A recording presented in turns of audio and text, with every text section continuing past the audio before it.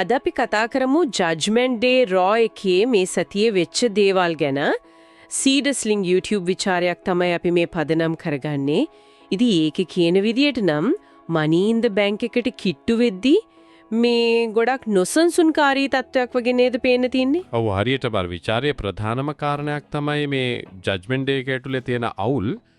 Finn බැලර්ගේ වැඩපිළිවෙල තමයි එතන ගොඩක්ම මොකද්ද ඉස්මතු වෙන්නේ. ඒක තමයි. අනික විචාරයේ කියුණ නේද ෆින් හිතලම ලිව් මෝගන් ඩොමිනික් අතරේ අර ප්‍රශ්නයක් හදන්න රොක්සන් පෙරේසු යොදා ගන්නවා වගේ කියලා.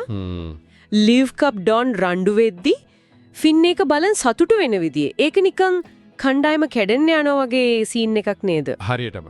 අර රොක්සන් ගින් කීරිසෙන් වට්ටන එක ඊට පස්සේ රකෙල් එක වලිදා ගන්නවා. ලිව්ගේ අවධානය වෙනස් වෙලා පෙරදුනා. අන්තිමට ලිව් බනින්නේ රකෙල්ට. ෆින් මේ ඔක්කොම බලන් ඉන්නවා hina වෙවි.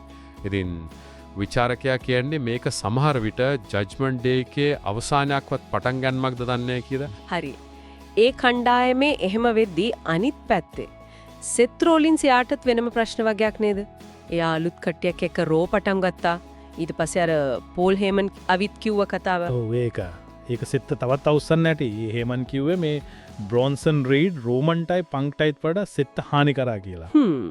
ඒ වගේම අර බ්‍රොන් බ්‍රේක් ගැන කියපු එක රෙස්ල්මේනියා 45 ඉඳන් 50 වෙනකම් ප්‍රධාන තරුව කියලා කිව්වා. ඒක අනාවැකියක් ලෙවේ ස්පොයර් එකක්ලු.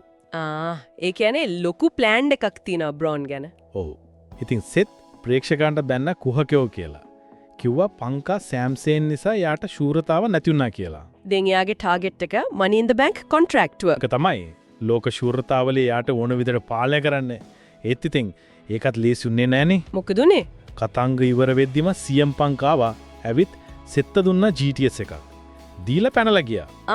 එහෙමද උනේ? ඔව්. විචාරේ කියුනේ මේකෙන් පංක් තාමත් මානසිකව උඩින් ඉන්නවා කියලයි.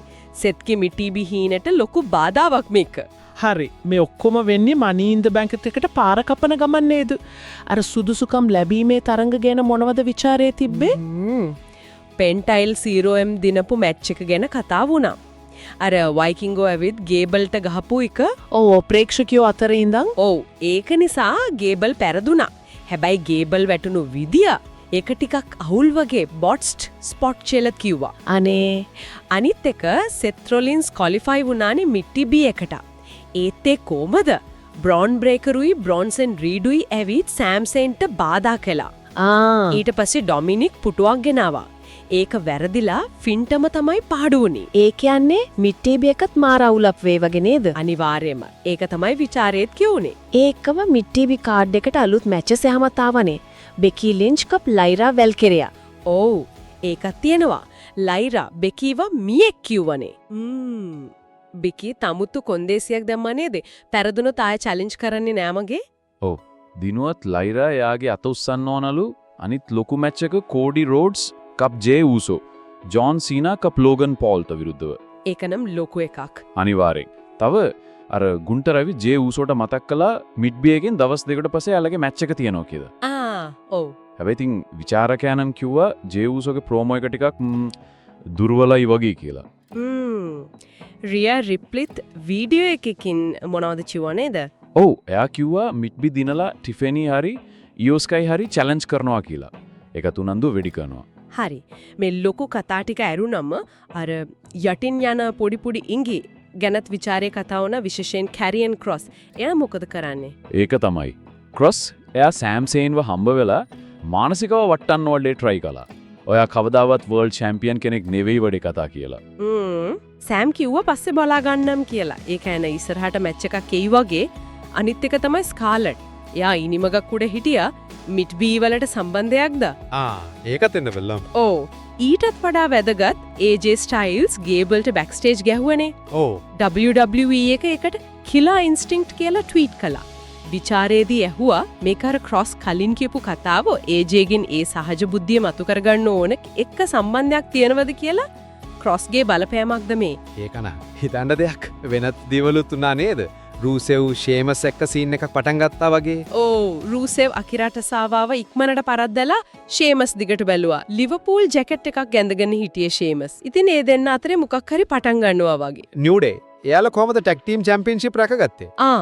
එයාලා ක්‍රීඩ් බ්‍රදර්ස්ව රැවට්ටුවා. සේවියර් වුඩ්ස් කලිසමෙන් ඇදලා පින් කළා. මොකක්? ඕ කෝෆිත් පුදුමෝනා.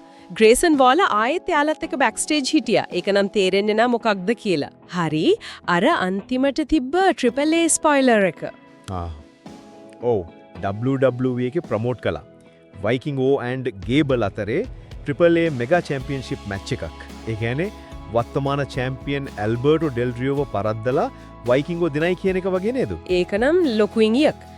එහෙනම් මේ සී රෙස්ලිං විචාරය අනුව බැලුවම මේ රෝ එකේ පේන්න තියෙන්නේ ජජ්මන්ට් ඩේ එකේ අවුල, මිඩ් IB එකට වැඩි වෙන උණුසුම, සෙත් පංක් කේස් එක, අර කැරියන් ක්‍රොස් කිය අමුතු වැඩ වගේක් නේද? හැමතැනම විනිශ්චිතයි. හරියටම.